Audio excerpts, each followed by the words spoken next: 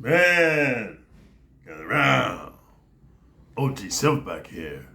And today, just like each and every day, we're all fortunate to be alive and healthy and well. I'm going to share with you guys some stories of victory and glory. The victory of understanding. Fear no man, because we all bleed. And we all die, we all release our spirit.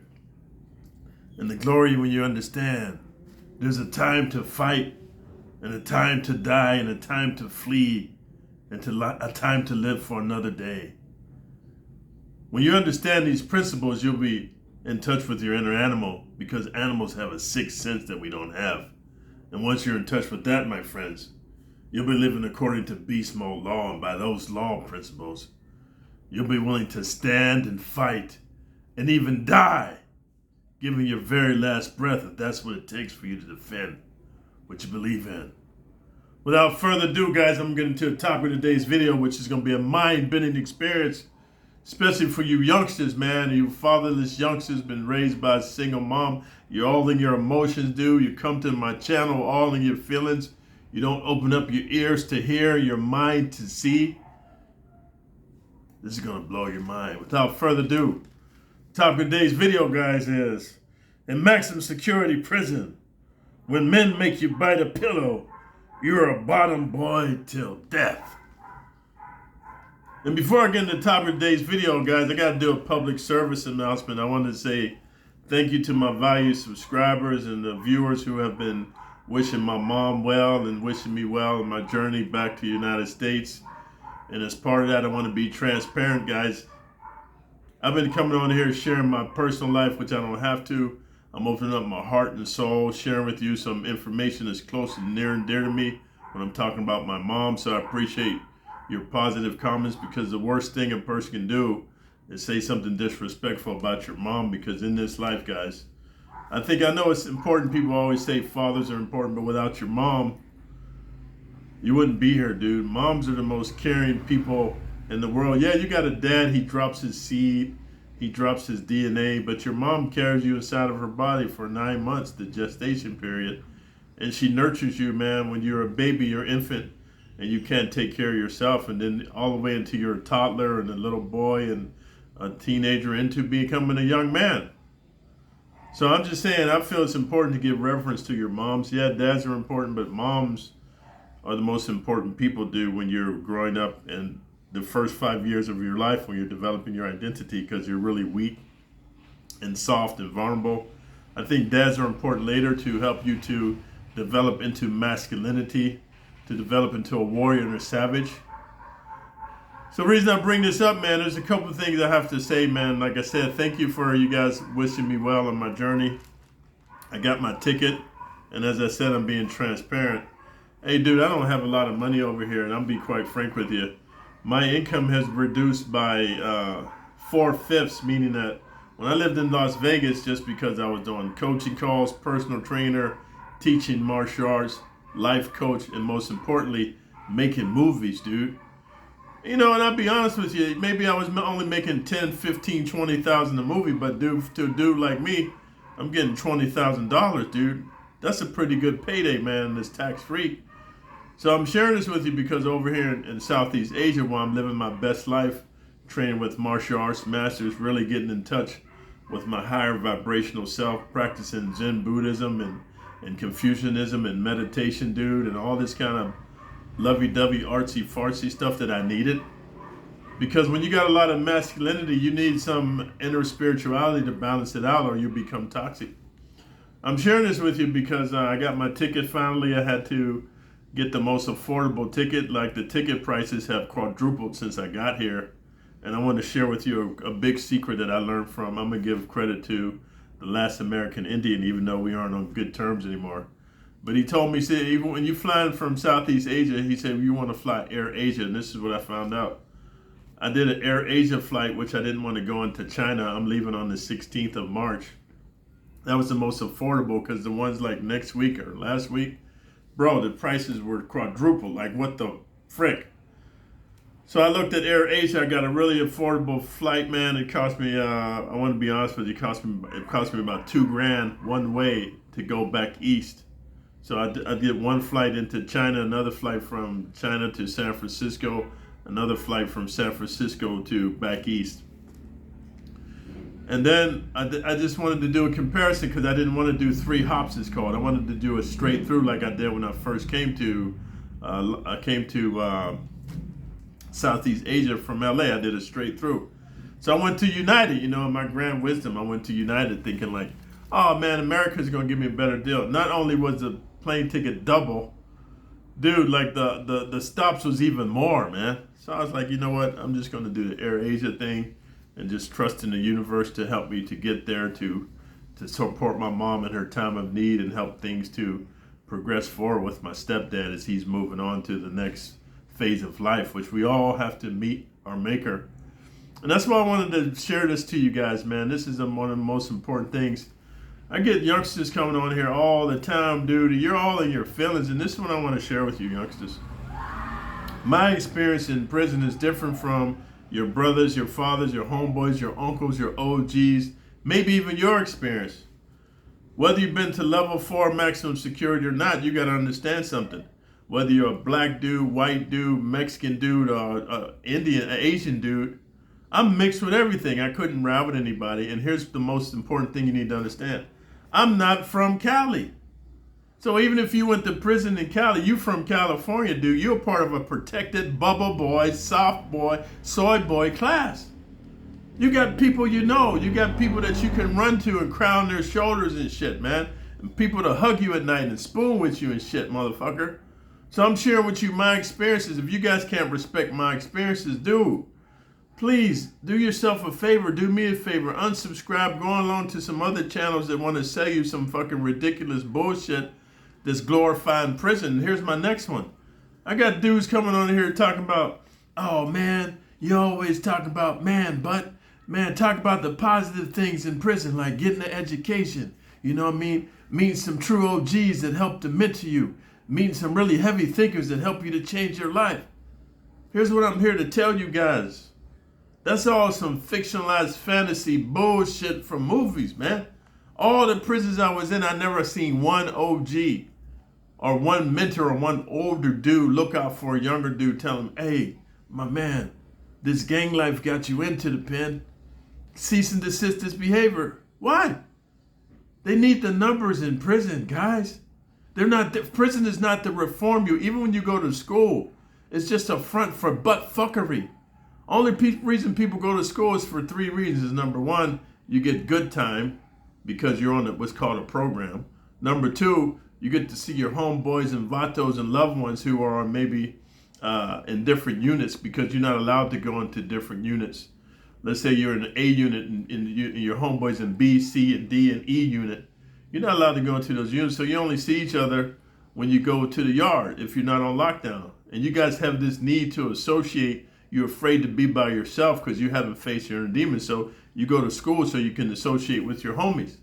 Number 3, the most horrific one, is because, dude, you wait till your little butt buddy goes to the bathroom, then you go in there and get sucked off and go up in him, dude. And the free man don't care. It's just a fuckfest dudes rotating, going in the bathroom, getting off on each other because they're not in your unit. So you can't get to their butt cheeks till you go to school. And that's the truth I'm telling you guys, bro. It's just what it is. I hate to be the one to bear of bad news, but that's how it is. Another thing I want to talk about, man, is I got cats on here talking about, oh man, I've been in level 4 max security prison. I did 10 years, 15, 13, 25, 30. I ain't never seen no butt grape. I ain't never seen forced sex. Okay, you are very fortunate. I clap my hands to you, dude. I bow down to you because I wish that was my experience, but that wasn't my experience. So please have enough respect, and compassion is the word, empathy. I experienced the fucking bullshit that I saw, and that's what scared me straight. I don't want to go back to prison because I don't want to be involved in that type of forced butt grape type of a mentality because it's hypocritical, first of all. If it's against the convict code to grape a woman, what makes it okay to grape a man? See, you guys are hypocrites, dude. If it's against the convict vato gangster code to mess with little boys and little girls on the street, why is it okay to mess with a 14, 15, 16, 17-year-old young dude comes in the pen, dude? So man, miss me with all that, dude. You guys need to unsubscribe, go on to another channel that glorifies this fucking negativity. There's nothing positive in maximum security prison that I experienced, dude. Nothing positive. And it's just like two people can have two different experiences. Me and Bob can both go to Mexico, and you know, Bob's got a heat sensitivity to his skin, so it's like 90 degrees. So he's complaining, he gets blisters on his skin. And then Bob, you know, he drinks the water, he gets Montezuma's disease.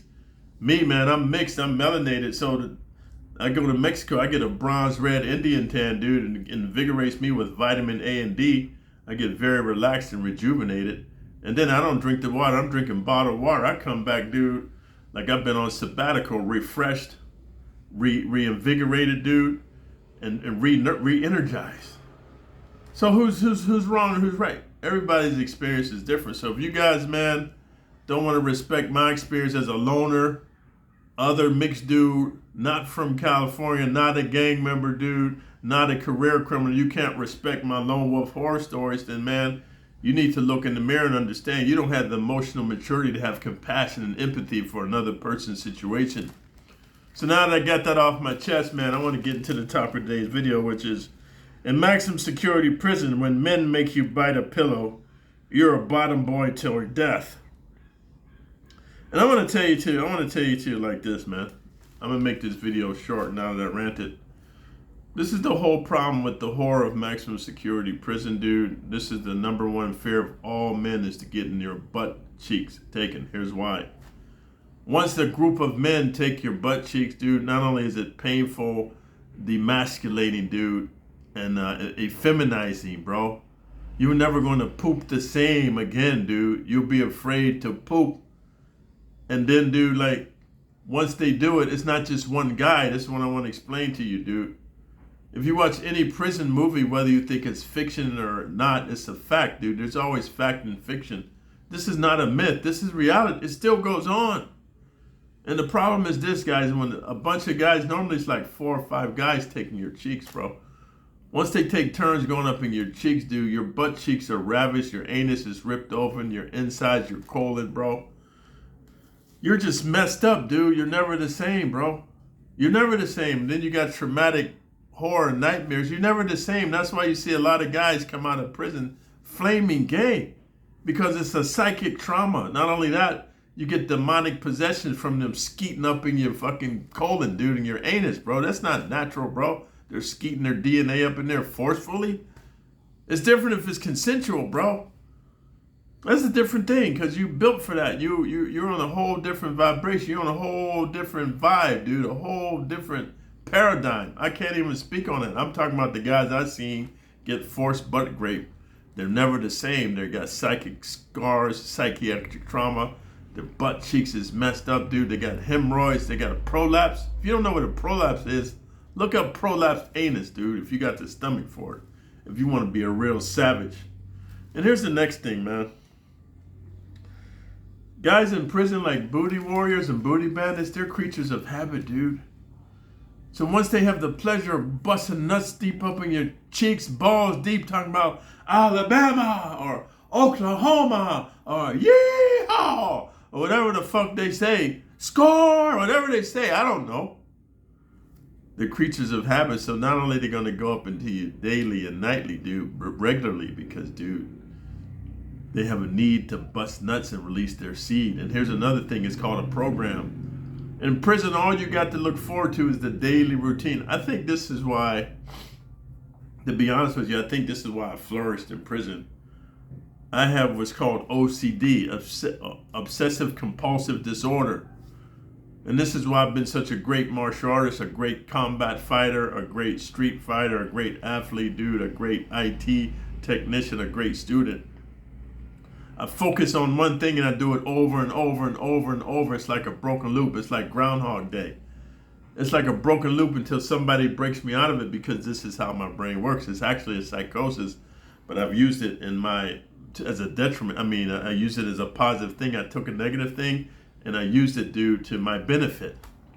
So I function on a program doing the same thing every day. And this is why a lot of my relationships, my romantic relationships, familial relationships are scarred and tarnished, Because everybody tells me, oh, gee, something wrong with you, man. You like a robot. I eat the same things every day, guys. I get up the same time every day. I stretch the same way. I go run the same way. I do my martial arts the same way. I read books the same way, dude. This is how my mind works, man. It makes me, I'm not saying superior to other men, but I don't have distractions, bro. I have a way to focus. I don't let my phone, TikTok, Instagram, Facebook, Twitter, fucking hot girls, Barbies, thoughts, IG. I don't let none of that distract me, bro. Because I'm focused on being the best version of myself. Because in this life, guys, all you got is you. And I want to tell you something, man. I don't want to get all religious and airy-fairy. I've heard all these different theories. You know, some people believe in reincarnation. Some people believe in multiple lives. Some people believe in you're going to heaven. Some people say you're going to hell. Some people you're saying you're going to ascend to a different vibratory level. I don't know about any of that because I haven't experienced that. All I know is this. Since I've been here on this planet, in this plane, the deeper I get in touch with myself and my inner animal, the more successful I've been, no matter how you define the success, whether you define it financially, emotionally, mentally, relationships, or just being in touch with your inner self and having self-love, self-respect, and self-esteem. So if you guys like the realness and the rawness, man, go ahead and thumbs up the video, man. Leave a comment for the algorithm and subscribe to the channel. And most important thing, share it, guys. I'm trying to get up to 100,000 subs because with the situation I'm dealing with my mom, I'm going to try to shoot a lot of video content back to back as I get closer to leaving on the 16th of March. It's a lot to do. I got to get my immigration certification clearance card, dude. I got to go through the Bureau of Immigration. I got to do different things to exit the country, dude. I got to have the background check done. All these different things that's going on. Get my seat assignments. Like I got to do my e-card, which is your electronic card for boarding the plane. Like it's a lot too, man, when you're traveling, bro. And a lot of these channels don't tell you. They just show you the glorification part. They don't show you the work behind it. But if you're down with this kind of thing, man, subscribe to the channel and share the channel. I want to get up to 100,000 subs like I was 2 years ago before I got into the drama with the Northern California blood dudes, which I won't say their names because to me, they're nothing but undercover informants working for the police. One thing I want to say to you square dudes, you know, I'm a square dude too, but unfortunately for me, I grew up in the hood and I got to see the outside of gang life and criminal activity, and I went into the belly of the beast. Even in the military, there's gangsters and gang members. But one thing I never knew, man, is gang members and gangsters, so-called gangsters, cooperate with the police. I just call you an undercover informant, dude. I'm not going to say any names because I don't even want to give them any traffic. Those of you who know, you know, and those of you who don't know, I think you're better off not knowing.